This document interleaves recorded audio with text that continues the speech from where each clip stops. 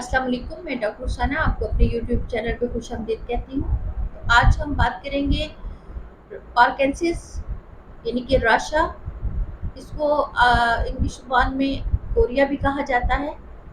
तो आज हम इस पे काफ़ी सारी इंफॉर्मेशन मैं आपको दूंगी। आज इसमें बहुत सारा डिस्कस करेंगे, इसके साइन एंड सिम्टम्स, मेडिसिन और उसकी पोटेंसी के बारे में बात करेंगे।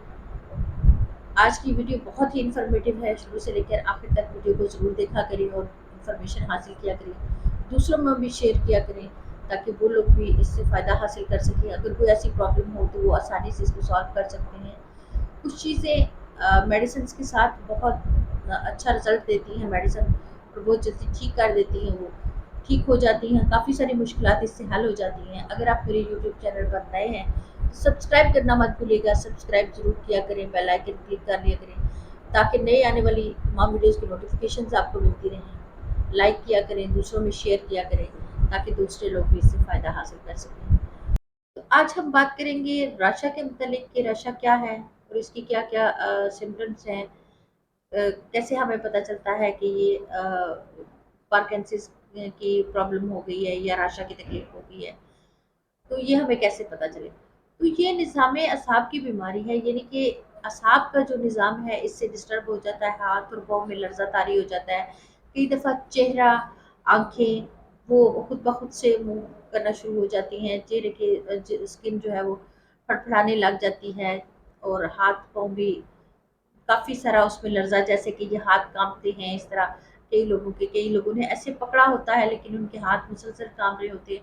ये ज़रूरी नहीं कि दोनों साइड पे हो, दोनों हाथ इस तरह हो जाए, नहीं, ये एक साइड पे भी हो सकता है। यानी कि एक हाथ और एक पाँव पे टांग पे आ जाए या एक साइड पे आए, लेकिन ये होता ज़रूर है कि इसकी अगर ज़्यादा अरसा इसका ट्रीटमेंट ना लिया जाए और इसको ऐसे ही छोड़ दिया जाए तो ये दोनों साइड पे हो जाता है, क्योंकि ये चीज़ आहिस्ता-आहिस्ता बढ़ती है और ये प्रॉब्लम बढ़ जाती है।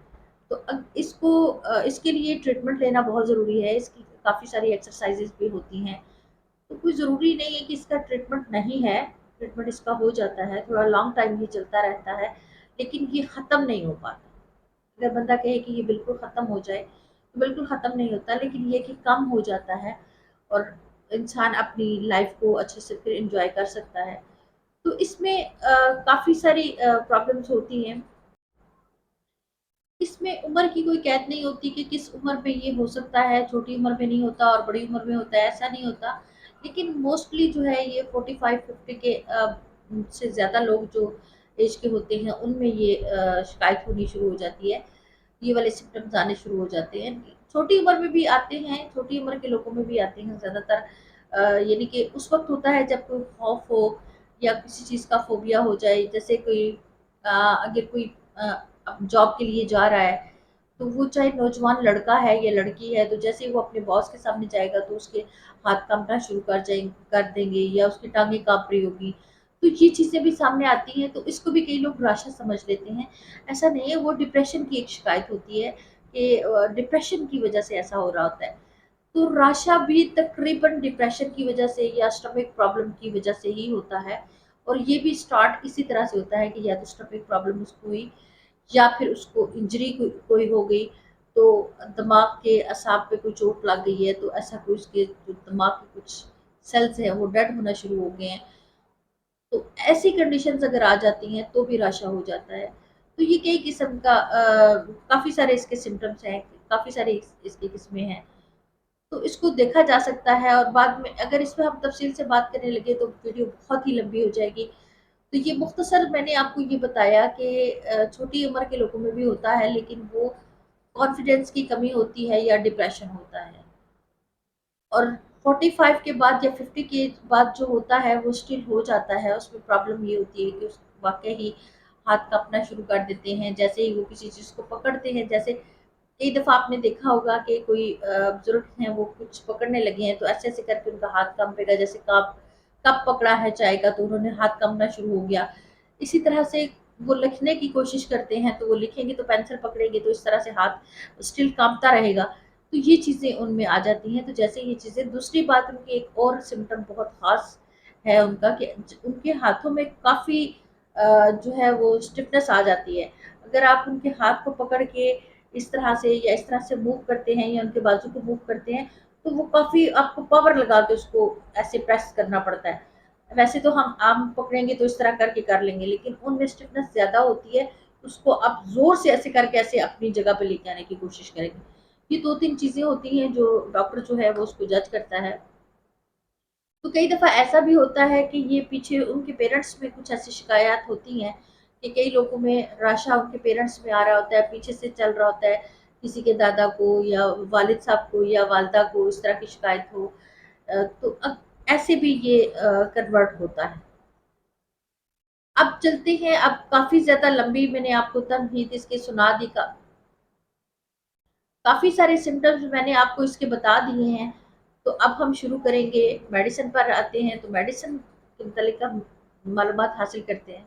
चलिए, तो अब शुरू करते हैं मेडिसिन के बारे में। हम जानते हैं कि होम्योपैथिक में इसका ट्रीटमेंट कैसे किया जाता है, कौन कौन सी मेडिसिन हैं और कौन कौन सी सिम्टम्स हैं जिसकी बेस पे हम इसको जान सकते हैं और इसका ट्रीटमेंट कर सकते हैं, और कौन कौन सी पोटेंसी में हम उस मेडिसिन को यूज़ करेंगे। तो चलिए शुरू करते हैं। तो आज की हमारी मेडिसिन है एग्रीगस। एग्रीगस में ये राशा की बहुत ही चोटी की दवा है, बहुत ही ज़बरदस्त मेडिसिन है। इसके बहुत ही अच्छे रिजल्ट मिलते हैं हमें। तो इसमें ये है कि इसका अंधाधुंध जो इस्तेमाल है वो नहीं करना चाहिए, फिर इससे कोई फ़ायदा हासिल नहीं होता। तो अभी इसके हम सिम्टम्स देखते हैं। इसके सिम्टम्स में आँखों में बहुत ज़्यादा हरकत होती है। उसके पेशेंट के जो डेले हैं वो ऐसे घूमते रहते हैं, जैसे कोई डॉल हो और उसकी जो आँखें हैं वो घूम रही हैं और खुद ब खुद गर्दिश करती रहती हैं, बहुत ज़्यादा गर्दिश होती है। तो इसमें आँखों की हरकत बहुत ज़्यादा होती है, और इसमें अमूमन ये देखा जाता है कि अगर दाएँ बाजू में या दाएँ हाथ में राशा की प्रॉब्लम हो गई है, तो इसकी बाएँ टाँग में होगी। यानी कि दायाँ बाजू है तो बाएँ टाँग होगी, और अगर बायाँ बाजू है तो दाईं टाँग होगी।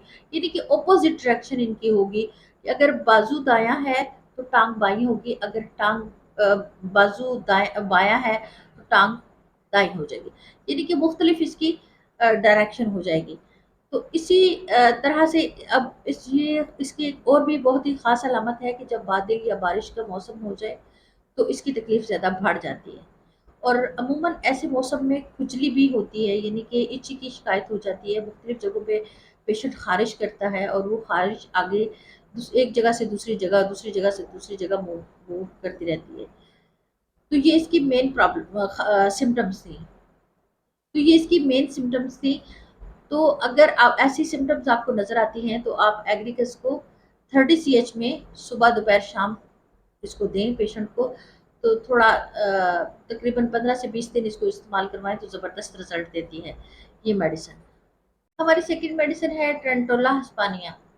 ट्रेंटोला हिस्पानिया जो है ये एग्रीकस से थोड़ा मुख्तलिफ है। इसमें अगर दाएं टांग होगी तो दायां ही बाजू होगा तो दाईं ही टांग होगी, और अगर बायां बाजू होगा तो बाईं ही टांग होगी, यानी कि एक ही साइड होती है। उसमें ऑपोजिट साइड होती है एग्रीकस में, और इसमें एक ही साइड होती है, सेम साइड होती है। इसकी हरकत रात को भी जारी रहती है, यानी कि उसमें तो ये है कि जब बंदा रेस्ट कर रहा होता है तो जो हरकत है या राशा की जो शिकायत है, कामटा है या कप कपी है, वो रात को सोते वक्त नहीं होती, लेकिन इसमें सोते वक्त भी वो जारी रहती है। और इसमें बहुत ही गमज़दा होता है पेशेंट, बहुत ही गमगीन होता है, और बहुत ही उसने टेंशन, उसको पहले भी ये हमला भी उसको टेंशन की वजह से होता है, तो काफ़ी ज़्यादा टेंशन उसको होती है। तो ये ज़्यादातर नौजवान बच्चों में भी ये वाली कंडीशंस आती हैं, तो अक्सर ये नौजवान बच्चों में होती है। तो ये अगर ऐसी कंडीशन नौजवान बच्चों में हो या बड़ों में हो तो आप उसको ट्रेंटोला हिस्पानिया मेडिसिन जो है ये दें 30 सीएच में। 2-2 घंटे के वक्फे से इसको रिपीट करवाएं तो काफ़ी हद तक ये सिम्टम कंट्रोल में आ जाते हैं। तो फिर थोड़ा लॉन्ग टाइम इसका ट्रीटमेंट करें तो काफ़ी ज़्यादा अफाका होता है इसके साथ। तो आप इसको बिल्कुल, अगर तो ये अर्ली स्टेज में हो तो ये ख़त्म भी हो सकती है। अगली मेडिसिन है हमारी जिंकम मेटालिकम। जिंकम मेटालिकम में क्या होता है कि खौफ बहुत ज़्यादा होता है, या कोई दाने वगैरह निकले हैं उनके दब जाने की वजह से ये कंडीशन हो जाए, खौफ का बहुत ज़्यादा होना उसकी वजह से हो जाए। अब इसमें क्या होता है कि दाई साइड से ही ये ज़्यादातर शुरू होता है। इसकी जो शुरुआत होती है वो दाई साइड से होती है। एक इसकी मेन सिम्टम ये होती है कि रात को सोते में भी दोनों पाँव की हरकत जो है, दोनों पाँव जो है वो मूवमेंट में रहते हैं, दोनों पाँव हरकत में रहते हैं।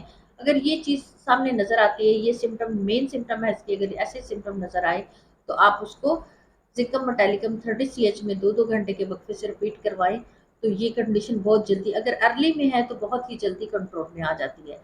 اور اگر اس کو مستقل تھوڑا ٹائم کے لیے اس کو میڈیسن کو دیا جائے تو یہ سمٹمس ختم بھی ہو سکتے ہیں۔